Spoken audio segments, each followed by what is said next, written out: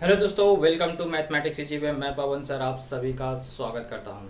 तो आज बच्चों हम लोग क्या करेंगे, क्लास 10th का जो मैथ्स 2 है उसमें चैप्टर नंबर 3 बाकी रह गया था जिसका नाम है वृत्त। इस वृत्त के बारे में हम लोग क्या करेंगे आगे आज स्टार्ट करेंगे, यानी इस चैप्टर को आज हम लोग क्या करेंगे स्टार्ट करेंगे। वैसे वृत्त के बारे में आप छोटी क्लासों से 6ठी 7वीं 8वीं 9वीं और 10वीं क्लास इन सभी क्लासों में वृत्त के बारे में आप छोटी क्लासों में आपने सुना होगा, 9th तक आपने वृत्त के गुणधर्म बहुत सारे पढ़ चुके होंगे और 10th में कुछ और विशेष गुणधर्म है उसके बारे में हमें क्या करना है, अध्ययन करना है। यानी कि वृत्त की शुरुआत आज हम लोग कर रहे हैं। ये चैप्टर्स एक्चुअली बच्चों को थोड़ा सा हार्ड लगता है क्योंकि उनके पास प्रॉपर्टीज नहीं रहते, उनके पास गुणधर्म नहीं रहते हैं। इसलिए कभी भी किसी भी चीज़ का, वैसे भी अगर आपको कोई भी चीज़ पढ़ना है, जैसे आपको अलजेब्रा के सवाल करने हैं तो आपको सूत्र याद होने चाहिए। वैसे अगर आपको रेखा गणित पढ़ना है, भूमिति पढ़ना है, तो भूमिति में आकृतियों से जुड़े हुए जो विशेषताएं होती हैं, उनकी जो प्रॉपर्टीज होती हैं, उनकी जो विशेष गुणधर्म होते हैं, वह गुणधर्म आपको क्या होने चाहिए, याद होने चाहिए। क्योंकि उन्हीं गुणधर्मों के आधार पर हमें क्या करना होता है, सवाल करना होता है। इसलिए आपको अगर वृत्त पढ़ना है तो वृत्त के जितने गुणधर्म होते हैं जो छोटी क्लासों में आप पढ़ चुके हैं वो गुणधर्म भी आपको याद होने चाहिए, और जो आप 10th में अभी पढ़ने जा रहे हैं वो गुणधर्म भी आपको याद होने चाहिए। तो वह चैप्टर क्या हो जाता है, ईजी हो जाता है। इसलिए आपको पहले क्या करना है, अगर वृत्त पाठ आप पढ़ रहे हैं तो पुराने जो छोटी क्लासों का है वह छोटी क्लासों के गुणधर्म आप अच्छी तरह से पढ़ लें। वैसे इसका वीडियो भी मैंने आपको मेरे चैनल पे सभी मिल जाएंगे। वृत्ति से रिलेटेड जितने भी आपको टॉपिक्स हैं जीरो लेवल से पूरा आपको इस वीडियो पे इस चैनल पे मिलेंगे। अगर आप प्लेलिस्ट में ढूंढेंगे तो आपको वहाँ पे मिल जाएंगे, चाहे 8वीं क्लास का हो चाहे 9वीं क्लास का हो। ओके, आज हम लोग स्टार्ट करेंगे 10th के वृत्त को और उसमें देखेंगे कौन कौन से गुणधर्मों को हमें अध्ययन करना है और एक्सरसाइज 3.1 को कैसे सॉल्व करना है, क्योंकि आज हम लोग क्या करेंगे, सिर्फ 3.1 को सॉल्व करेंगे। ओके, तो अगर आप चैनल पर नए हैं तो चैनल को सब्सक्राइब कर लीजिए, बेल आइकन में ऑल की बटन जरूर प्रेस कर लीजिए। अच्छा लगे वीडियो तो लाइक भी कर दीजिएगा, ज़्यादा से ज़्यादा दोस्तों के साथ शेयर जरूर करिएगा। ये मैं इसलिए कहता हूँ कि जिससे आपको अगर मैथ्स में कोई डाउट है तो आप मैथ्स के अपने डाउट इस चैनल पे क्या कर सकते हैं, दूर कर सकते हैं। और आपका सपोर्ट बहुत ज़रूरी है, इसलिए आपको मैंने बताया लाइक भी करना चाहिए। चलिए स्टार्ट करते हैं, वृत्त के बारे में पढ़ते हैं। वृत्त के बारे में जैसे मैंने आपको बताया आप छोटी क्लासों में पढ़ चुके हैं और उस छोटी क्लासों में आपको बहुत कुछ बताया गया है, तो सारे टॉपिक्स अपन छोटी क्लासों पे नहीं जाएंगे। फिर भी मैं थोड़ा सा बेसिक नॉलेज आपको दे दूं कि अगर किसी प्रतल में एक निश्चित बिंदु से निश्चित दूरी पर स्थित बिंदुओं के संग समुच्चय से जब कोई आकृति बनती है तो उस आकृति को कहा जाता है वृत्त। और वृत्त में जो आपने बिंदु फिक्स किया था उसे कहा जाता है केंद्र। इसे क्या कहा जाता है, केंद्र। और ये जो निश्चित दूरी थी, हर बिंदु जो आपको समान दूरी पर था, इन दूरियों को कहा जाता है वृत्त की त्रिज्या। इन्हें क्या कहा जाता है, वृत्त की त्रिज्या कहा जाता है। और जीवा आपने पढ़ा होगा, वृत्त की परिधि के कोई भी दो बिंदु को जब हम मिला देते हैं तो वो क्या कहलाती हैं, जीवाएं कहलाती हैं। और एक ऐसी भी जीवा होती है कि जो क्या होती है, केंद्र से चली जाती है, तो ऐसी जीवा को वृत्त का क्या कहते हैं, व्यास कहते हैं। ऐसी जीवा को क्या कहते हैं, व्यास कहते हैं। और व्यास और त्रिज्या में बहुत गहरा संबंध है कि व्यास जो होता है वह क्या होता है, 2 गुणे त्रिज्या होता है। ये सारे गुणधर्म आपने छोटी क्लासों में पढ़े थे। ओके, और भी कुछ गुणधर्म में हम लोग आपको क्या करेंगे, इस पार्ट में पढ़ेंगे। आज हम लोग का जो मेन टॉपिक है वह वृत्त की स्पर्श रेखा है।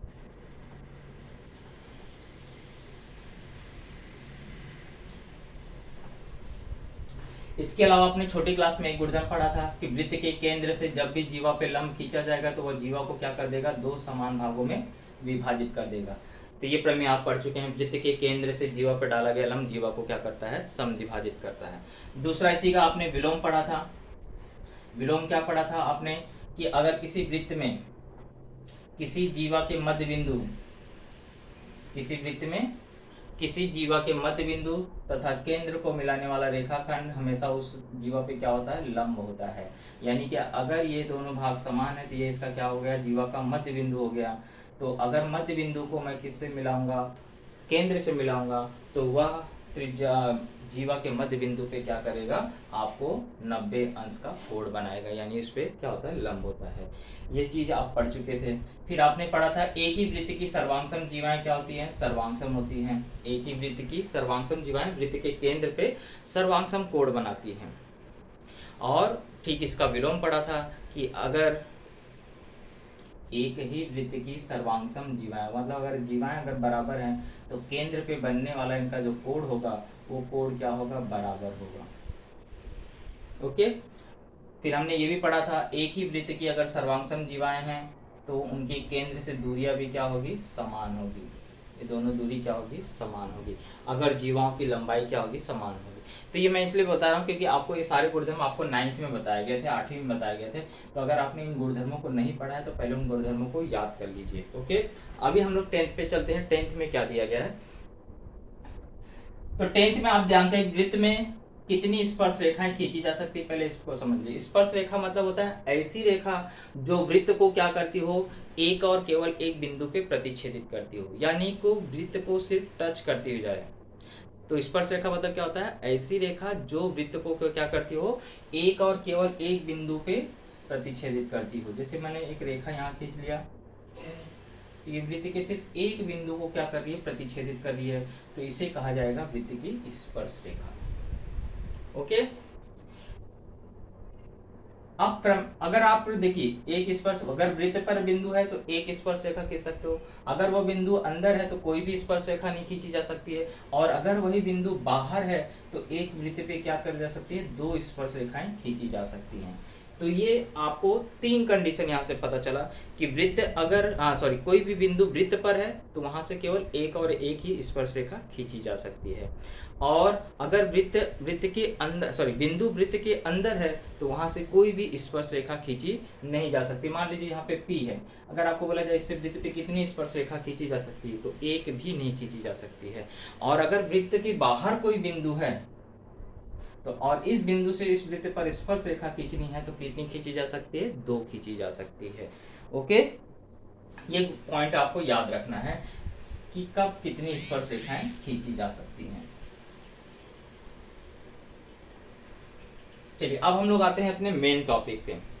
पहला प्रमेय आपको जो है 3.1 में यूज होगा, या तीसरे चैप्टर में जो यूज होगा वो है स्पर्श रेखा त्रिज्या प्रमेय।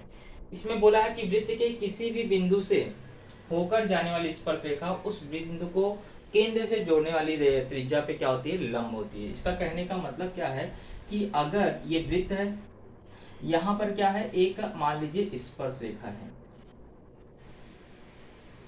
तो ये स्पर्श रेखा अगर है तो यहाँ पे इसने यहाँ पे स्पर्श किया, तो इस स्पर्श बिंदु से अगर हम क्या करेंगे, केंद्र को मिलाएंगे तो इससे एक त्रिज्या बनेगी, है ना। वृत्त त्रिज्या मतलब क्या होता है, केंद्र तथा वृत्त की परिधि के बिंदु को मिलाने वाला रेखाखंड क्या कहलाता है, त्रिज्या कहलाता है। तो जैसे मैंने ये स्पर्श रेखा खींचा था, मान लीजिए ये ए पे स्पर्श कर रहा था, तो इस स्पर्श बिंदु से जब मैं केंद्र को मिलाता हूँ तो ये हो गई इसकी त्रिज्या। तो ये दोनों जो आपस में यहाँ कोण बनाते हैं वो कोण हमेशा कितने अंश का होता है, 90 अंश का है। इसी प्रमेय को बोला जाता है स्पर्श रेखा त्रिज्या प्रमेय। स्पर्श रेखा त्रिज्या प्रमेय।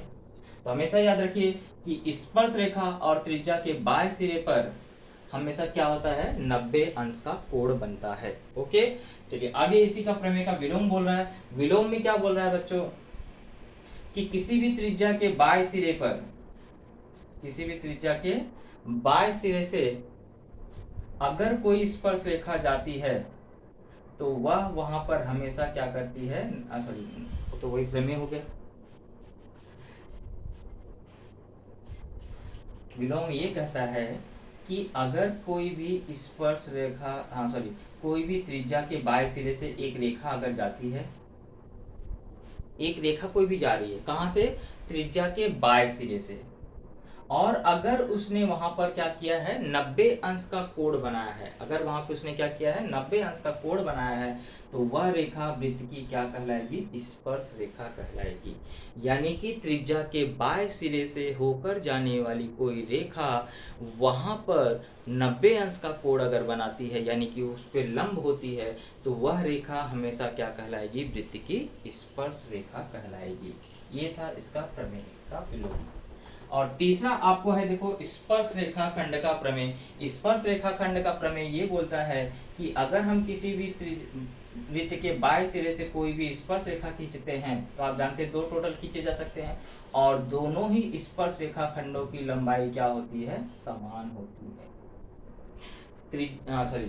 वृत्त के बाएं बिंदु से खींचे गए स्पर्श रेखा खंड हमेशा क्या होते हैं, सर्वांगसम होते हैं। इस 3 पॉइंट को आपको क्या करना है, याद करके रखना है, और इसी पर आधारित हम लोग क्या करेंगे, एक्सरसाइज 3.1 को सॉल्व करते हैं। ओके, चलिए स्टार्ट करते हैं एक्सरसाइज 3.1।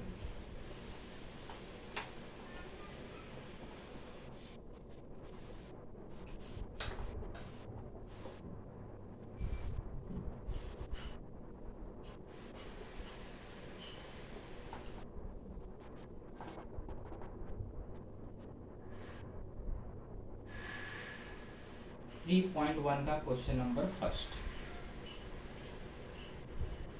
आपके पास किताब होगा, उसमें एक चित्र दिया है।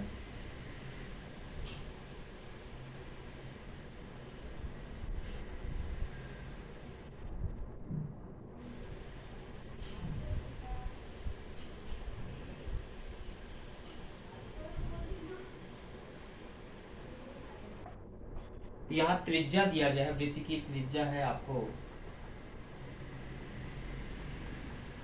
6 सेंटीमीटर, और एक स्पर्श रेखा खींचा है। तो आपने देखा ये स्पर्श रेखा कहाँ पे स्पर्श कर रहा है, वृत्त को बिंदु ए पर स्पर्श कर रहा है। तो निम्नलिखित प्रश्नों के उत्तर दीजिए। तो पहला प्रश्न है बच्चों कि कोण सी ए बी का माप कितने अंश है और क्यों। यानी हमें ये कोण का माप क्या करना है, ज्ञात करना है। तो इसके लिए हम लोग क्या करेंगे, पहले ये सी ए खींच देंगे। तो हमने क्या किया, रेख सी ए खींचा, पहले ये बता देंगे।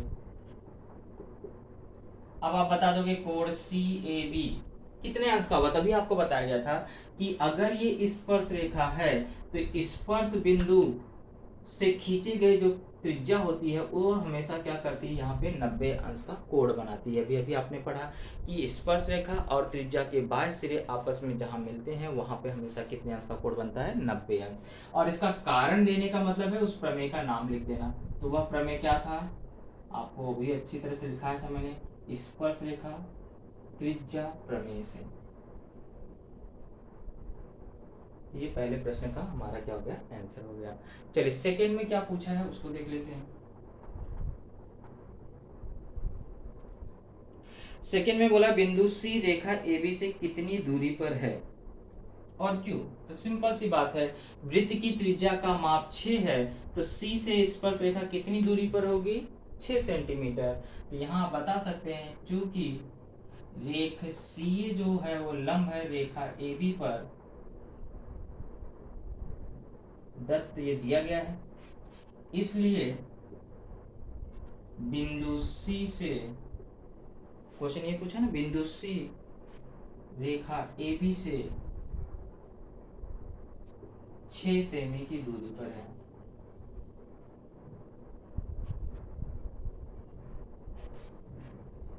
तो क्योंकि त्रिज्या का मान 6 सेंटीमीटर है, सी ए क्या हो गई, त्रिज्या, और त्रिज्या का मान कितना है, 6 सेंटीमीटर। इसलिए बिंदु सी रेखा ए बी से कितनी दूरी पर है, 6 सेंटीमीटर की दूरी पर है। अगला प्रश्न है, तीसरा इसमें पूछा गया है कि अगर distance of A B, distance of A B अगर 6 सेंटीमीटर है तो डिस्टेंस ऑफ BC कितना होगा, डिस्टेंस ऑफ BC कितना होगा ये ज्ञात करना है। तो ये 6 है, ये 6 है, हमें क्या करना है, इसका मान ज्ञात करना है। तो आप देख रहे हैं ये एक समकोण त्रिभुज है, और समकोण त्रिभुज में हमें क्या करना पड़ता है, दो भुजा अगर ज्ञात करनी हो, दो भुजा अगर दी गई हो तो तीसरी भुजा ज्ञात करनी हो तो पाइथागोरस प्रमेय लगाया जाता है। जिसके लिए हमने क्या किया, रेख BC खींचा,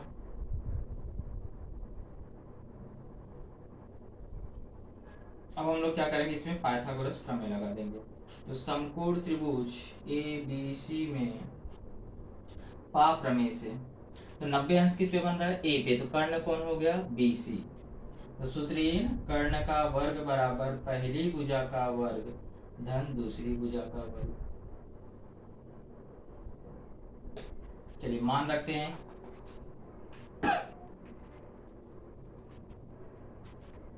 BC का मान है, आपको BC तो ज्ञात करना है, इसका मान है 6, इसका मान भी है कितना, 6। चलिए तो BC का वर्ग बराबर हो जाएगा 6 का वर्ग 36 धन 36 यानी 72, और 72 का अगर हम लोग वर्गमूल निकालेंगे तो 36 दूनी 72 होता है ना। इसका मतलब 36 का वर्गमूल 6 और करनी 2, यही हमारा क्या हो गया, आंसर आ गया। BC का मान क्या होगा, 6 करनी 2 सेंटीमीटर। क्वेश्चन नंबर 4 पूछा है, चलिए 3 यहाँ पे हो गया, अब इसको मैं एक को रफ कर देता हूँ, तब क्वेश्चन नंबर 4 पर आता हूँ आपको। इसी में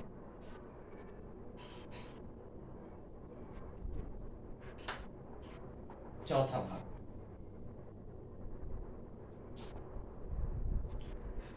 चौथा वाला बोल रहा है कि कोण ए बी सी का माप कितना होगा, कोण ए बी सी का माप कितना अंश होगा। चलिए इसको दो तरीके से कर सकते हैं। एक तो आप देख रहे हैं कि यहाँ पर आपको ये दोनों भुजाएं बराबर है, तो ये क्या हो जाएगा, समद्विबाहु समकोण त्रिभुज हो जाएगा। तो आप बता सकते हैं यहाँ पे कि त्रिभुज ए बी सी में कोण ए है 90 अंश और रेख ए सी बराबर है रेख ए बी के, इसलिए त्रिभुज ए बी सी क्या हो गया, समद्विबाहु समकोण त्रिभुज हो गया, समद्विबाहु समकोण त्रिभुज। और अगर ये समद्विबाहु समकोण त्रिभुज है तो समद्विबाहु समकोण त्रिभुज में आप अच्छी तरह से जानते हैं कि उसके अन्य कोणों का मान क्या होता है, 45 अंश होता है। इसलिए कोण ए बी सी का माप कितना हो जाएगा, 45 अंश हो जाएगा। तो त्रिभुज एबीसी समद्विबाहु समकोण त्रिभुज है, इसलिए कोण ए बी सी बराबर कितना हो जाएगा, 45 डिग्री। क्योंकि समद्विबाहु समकोण त्रिभुज की यही खासियत है कि उसके कोणों के माप क्या होते हैं, 45 45 90 के होते हैं। ओके, तो इस तरह से हमारे पहले प्रश्न के सभी उत्तर क्या हो गए, ज्ञात हो गए। अब हम लोग चलते हैं क्वेश्चन नंबर 2 पे।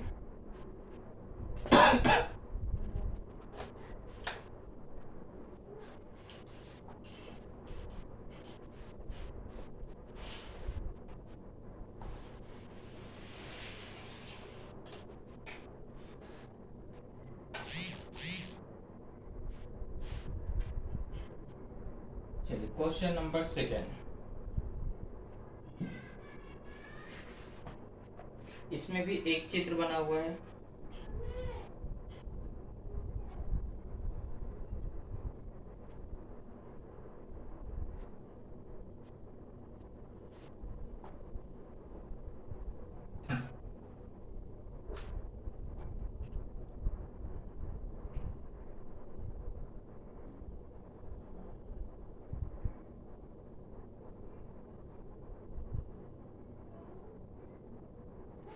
इसका नाम दिया गया है OMRN।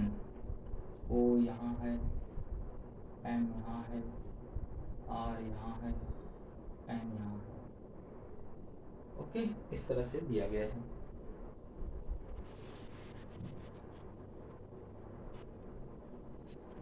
डिस्टेंस ऑफ OR दिया गया है 10, इसका माप दिया गया है 10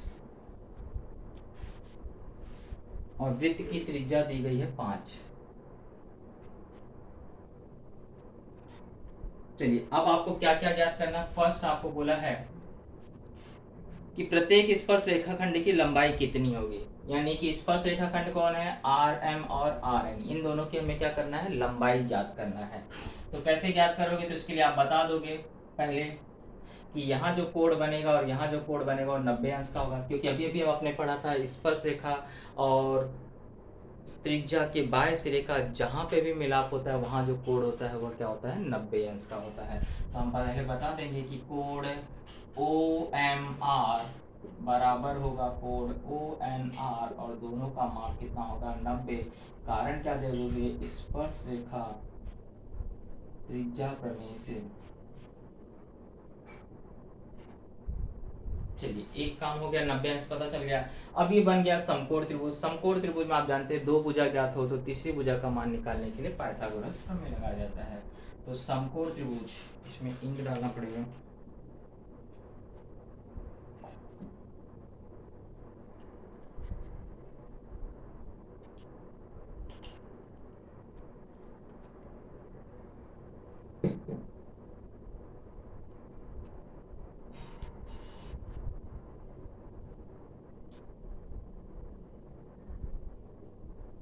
तो समकोण त्रिभुज OMR में पाइथागोरस प्रमेय से, चलिए पाइथागोरस प्रमेय लगाओ। देखो कर्ण कहाँ होगा, M पे अगर 90 अंश बन रहा है तो कर्ण कौन हो गया, OR।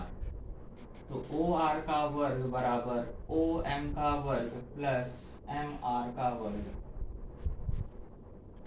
OR कितना दिया है 10, तो 10 का वर्ग बराबर 5 का वर्ग धन MR का वर्ग। तो 10 का वर्ग क्या होता है 100 बराबर 25 धन एम आर का वर्ग। अब 25 यहाँ आएगा तो 100 माइनस 25 हो जाएगा, तो 75 हुआ। अब 75 का वर्गमूल निकालोगे, 75 का खंड करोगे तो क्या होगा, 5 गुणे 5 25, 25 3 है 75।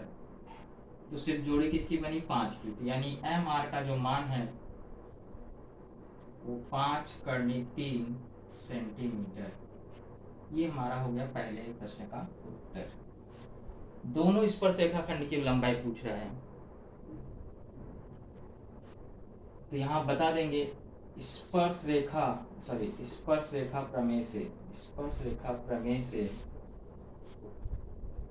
एम आर बराबर होगा किसके, आर एन, और दोनों का मान कितना हो जाएगा, 5 × 3 सेंटीमीटर। तो पहले प्रश्न का आंसर आ गया, स्पर्श रेखाखंडों की लंबाई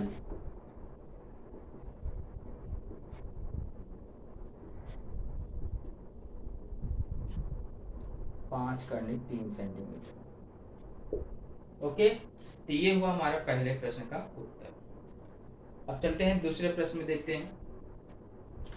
तो उसके लिए इसको मुझे थोड़ा रफ करना पड़ेगा। ये आप पहले प्रश्न का उत्तर हो गया। अब चलते हैं सेकंड पे, देखते हैं।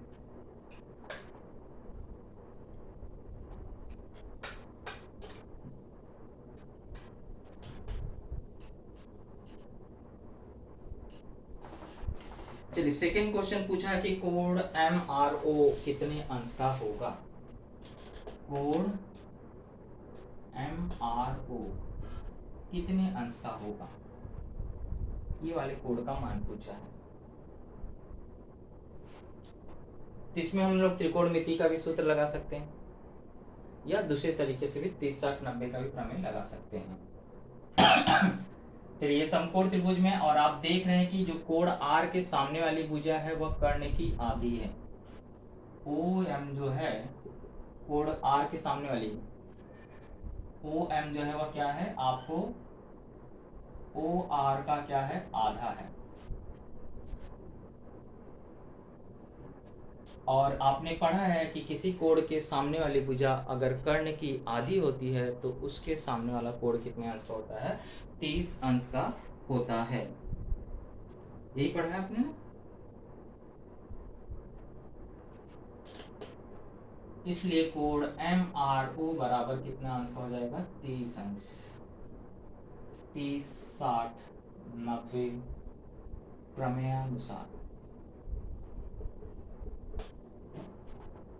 ओके, तो इस तरह से आप इसका मान बता सकते हैं। अगर कोण एम आर ओ 30 अंश का है तो इसका मतलब है कि ये वाला कोण भी कितने अंश का होगा, 30 अंश का होगा। इसी प्रकार कोण एन आर ओ भी कितने अंश का होगा, 30 अंश का होगा। अब चौथे में आपको पूछा है कि कोण एम आर एन, यानी ये पूरा बड़ा कोण कितने अंश का हुआ। तो आप देख रहे हैं अगर ये 30 है, ये 30 है, तो मिलके कितना हो जाएगा। ये था हमारा दूसरे प्रश्न का उत्तर। तो तीसरे प्रश्न में पूछ रहा है कि कोण एम आर एन, अगर आपको ज्ञात करना है तो आप क्या करिए, एम आर ओ प्लस कोण एन आर ओ दोनों को जोड़ दीजिए। तो ये 30 है और ये 30 है, दोनों मिलके कितना हो जाएगा, 60 अंश हो जाएगा। तो सारे कोण आपको क्या हो जाएंगे, ज्ञात हो जाएंगे। एक बार मैं फिर ये समझा देता हूँ। देखो बच्चों, इस कोण का मान आपको पूछा था, तो इसके सामने वाली भुजा देखिए कर्ण के साथ क्या संबंध दर्शा रही है, उसी हिसाब से, क्योंकि ये समकोण त्रिभुज है। तो मैं देख रहा हूँ कि इसके कोण के सामने वाली भुजा ये 5 है, और ये कितनी है, 10। यानी ये कर्ण क्या है, 10 है, और ये क्या है, सामने वाली भुजा 5, जस्ट उसकी क्या है, आधी है। तो इसका मतलब हो गया कि ये इसके सामने वाला कोण भी कितने अंश का होगा, 30 अंश का, क्योंकि 30 60 90 में यही प्रमेय आपने पढ़ा है कि 30 अंश के सामने वाली भुजा क्या होती है, कर्ण की आधी होती है। चलिए, क्वेश्चन नंबर सेकंड कंप्लीट हुआ। क्वेश्चन नंबर थर्ड पे चलते हैं।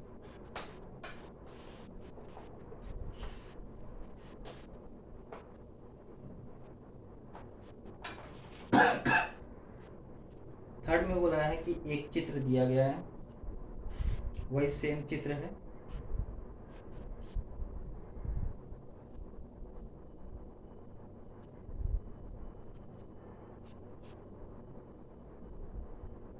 यहाँ R है, यहाँ पे M है, यहाँ पे N है, और यहाँ पे O है।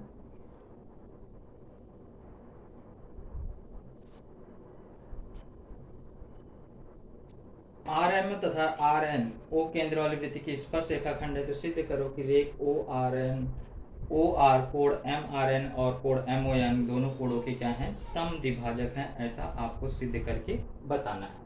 तो एकदम सिंपल सी बात है बच्चों, इन दोनों त्रिभुज को आप सर्वांग सिद्ध कर दीजिए, तो ये दोनों कोण भी आपस में बराबर हो जाएंगे और ये दोनों कोण भी आपस में क्या हो जाएंगे, बराबर हो जाएंगे। और अगर कोई रेखा किसी कोण को दो समान भागों में बांटती है तो वह क्या कहलाती है, कोण का संधिभाजक। यानी कि हमें सिंपल सा क्या काम करना है, इन दोनों त्रिभुजों को सर्वांग सिद्ध करना है।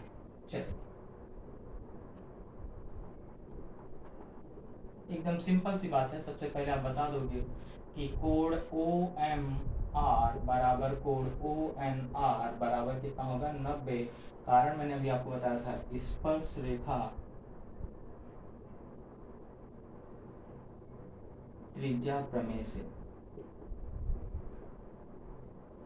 चलिए अब दोनों त्रिभुज लेंगे और इसे हम लोग क्या करेंगे, सर्वांग सिद्ध करेंगे। तो त्रिभुज ओ एम आर तथा त्रिभुज ओ एन आर में, और सर्वांग सिद्ध करने के लिए कम से कम 3 घटक क्या होने चाहिए, बराबर आने चाहिए। तो ये दोनों एक वृत्त की त्रिज्याएं हो गई, तो रेख ओ एम सर्वांग रेख ओ एन, कारण क्या आ जाएगा, एक ही वृत्त की त्रिज्याएं।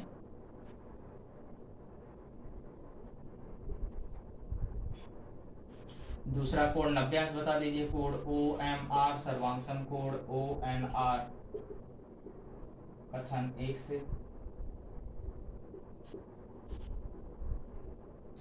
और तीसरा आप बता सकते हैं कि रेख एम आर सर्वांग होगा रेख एन आर। आपने पढ़ा है स्पर्श रेखा प्रमेय में कि बाह्य बिंदु से खींचे गए स्पर्श रेखा खंड क्या होते हैं, सर्वांग होते हैं, स्पर्श रेखा प्रमेय से। तो कसौटी कौन सी लग रही है, भू को भू कसौटी से दोनों त्रिभुज क्या हो जाएगा, सर्वांग हो जाएगा। इसलिए त्रिभुज ओ एम आर सर्वांग हो गया त्रिभुज ओ एन आर के सर्वांग समता की भू को भू कसौटी।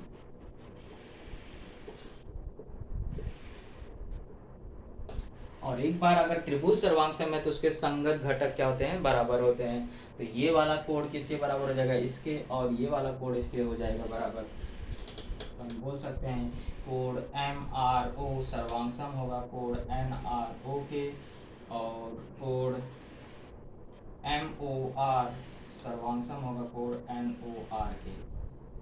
सर्वांग सम त्रिभुज के संगत कोण हो गया ना। ये रेखा क्या कर रही है, इस कोण को भी दो समान भागों में बांट रही है, इस कोण को भी क्या कर रही है, दो समान भागों में बांट रही है। तो हमने प्रमेय में पढ़ा है कि अगर कोई रेखा किसी कोण को दो समान भागों में बांटती है तो उस रेखा को क्या कहा जाता है, कोण संधिभाजक। इसलिए रेख ओ आर कोण एम ओ एन तथा कोण एम आर एन की कोण संधिभाजक है, और यही चीज आपको सिद्ध करनी है। ओके चलिए इसको लिख लीजिए। अब आखिरी क्वेश्चन बचा है, क्वेश्चन नंबर 4।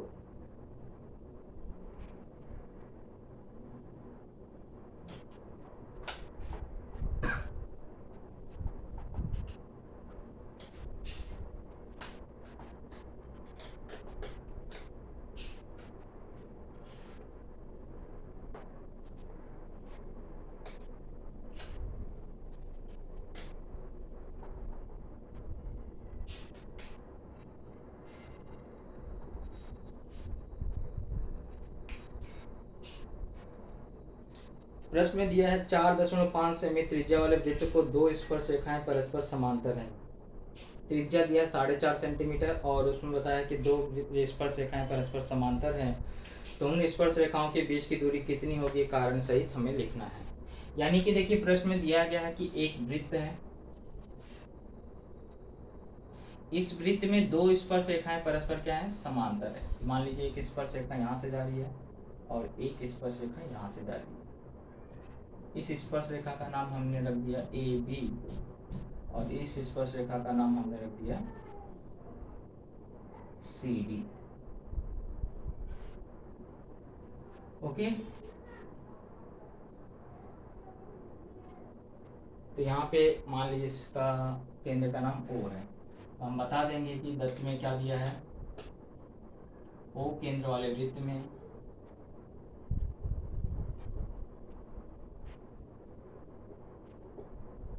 ओके मान ज्ञात करना है तो दत्त साधे लिखने की जरूरत नहीं है, डायरेक्ट आप खाली स्टार्ट कर देंगे। सिद्ध करना रहता है तब दत्त साधे लिखते हैं। तो ओ केंद्र वाले वृत्त में रेखा ए बी तथा रेखा सी डी क्रमशः वृत्त को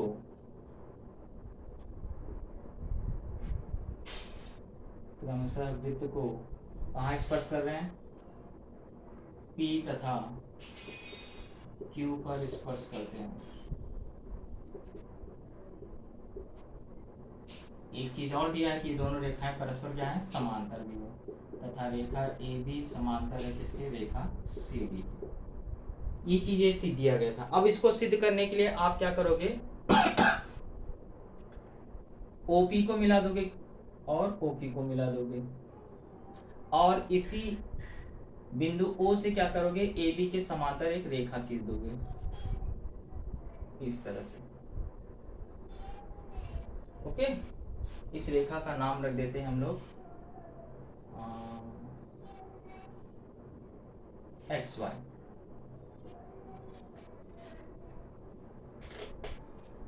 तो थर्ड पॉइंट में आप बता दोगे रेख ओपी तथा रेख ओ एक्स खींचा तथा एक और काम कर रहे हो कि बिंदु ओ से रेखा ए बी के समांतर रेख एक्स वाई खींचा। ओके, इतना काम किया है।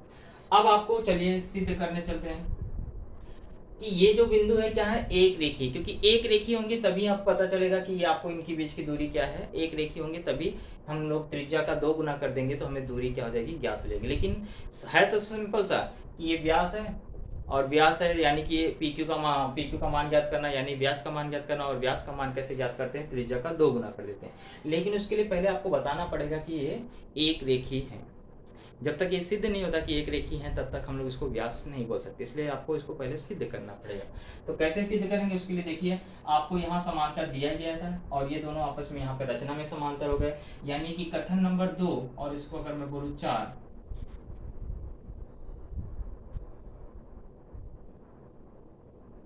चलिए ये 2 और ये 3, तो कथन नंबर 4 में हम लोग बोल सकते हैं, इसलिए रेख ए बी समांतर है रेख एक्स वाई के और एक्स वाई समांतर है रेख किसके, सी डी के।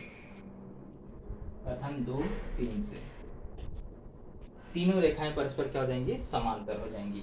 अब समांतर है तो आप जानते हैं कि अंतः कोणों का योगफल कितना होता है, 180 अंश होता है। तो अगर ये दोनों समांतर है तो यहाँ कोण 90 अंश का बन रहा है, यहाँ भी 90 अंश का बन रहा है, क्योंकि स्पर्श रेखा पे हमेशा क्या होता है, 90 अंश बनता है।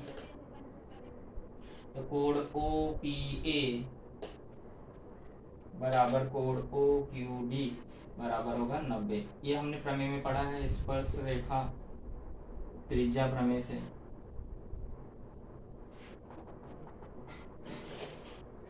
तो छठवा बताएंगे कोण ओ पी ए प्लस कोण पी ओ वाई बराबर क्या होगा, 180 अंश होगा। क्योंकि रेखाएं परस्पर अगर समांतर होती है तो अंतः कोणों का योगफल कितना होता है, 180 अंश होगा। तो ये अगर 90 है तो ये कोण पी ओ वाई कितने अंश का होगा, 90 अंश का होगा। एक चीज आपने ज्ञात कर लिया। ऐसे ही आपको लिख देंगे कि इसी प्रकार कोण ओ क्यू डी भी कितने, सॉरी क्यू ओ वाई भी कितने अंश का होगा, क्यू ओ वाई भी कितने अंश का होगा, 90 अंश का।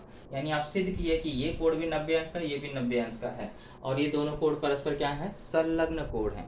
दोनों कैसे हैं कोण, क्योंकि ओ पे बन रहे हैं, ओ पे बन रहे हैं, यानी कि दोनों कोण कैसे हैं, संलग्न कोण है।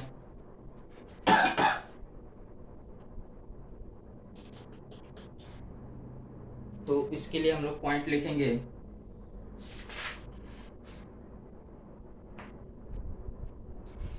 कि कोण ये जो पी ओ वाई है तथा कोण क्यू ओ वाई परस्पर संलग्न कोण हैं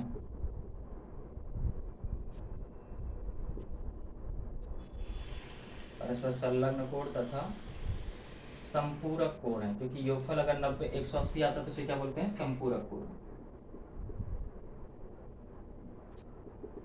तो अगर वो संलग्न कोण हो और परस्पर क्या हो, आपको संपूरक हो रहे हैं, तो उन्हें क्या कहा जाता है, रेखीय युगल कोण। इसलिए कोण POY क्या हो गया, तथा कोण QOY रेखीय युगल कोण है। ऐसे कोणों को क्या कहा जाता है, रेखीय युगल कोण। और अगर ये रेखीय युगल कोण है तो इसका मतलब है कि बिंदु PO तथा Q एक रेखी है। क्या है, एक रेखी है। और अगर ये एक रेखी है तो इसका मतलब है कि अगर हमें इसके बीच की दूरी निकालना है, इसलिए रेखा AB तथा रेखा CD के बीच की दूरी अगर आपको ज्ञात करना है, देखिए मैं यहाँ लिख दे रहा हूँ आपको, चलो वहाँ देखिए तो दिखेगा नहीं, यहाँ मिटा के लिख देता हूँ। तो रेखा AB तथा रेखा CD के बीच की दूरी निकालना है, तो हमें क्या करना पड़ेगा, और वह दूरी कौन दर्शा रहा है, PQ दर्शा रहा है। तो PQ का मान निकालने के लिए हमें 2 गुना करना पड़ेगा, किसका, OP का। तो 2 गुणे त्रिज्या करेंगे, तो 2 गुणे 4.5 हो जाएगा, 4.5 का गुना कितना होता है, 9। तो यही आपका आंसर हो जाएगा। क्लियर। तो दोनों के बीच, स्पर्श रेखाओं के बीच की दूरी कितनी आएगी, 9 सेंटीमीटर हो जाएगी। तो इस तरह से हमारा क्वेश्चन नंबर 4 भी क्या हुआ यहाँ बच्चों, कंप्लीट हुआ। यानी कि इस तरह से एक्सरसाइज 3.1 हमारा एक्सरसाइज कंप्लीट होता है। इसमें से आपको स्टार्टिंग के 2 सवाल या 3 सवाल क्या है इंपॉर्टेंट है। क्वेश्चन नंबर 4 अगर आपको आएगा तो ऑब्जेक्टिव क्वेश्चन में आएगा, डायरेक्ट आपको पूछेगा कि अगर त्रिज्या 4.5 है तो स्पर्श रेखाओं के बीच की दूरी कितनी होगी, तो आपको डायरेक्ट दुगना कर देना है। बड़े क्वेश्चन में बिल्कुल नहीं आएगा बच्चों, इसलिए डरना नहीं। ओके, चलिए आज के लिए इतना ही, मिलते हैं अगले वीडियो में, तब तक के लिए जय हिंद जय भारत।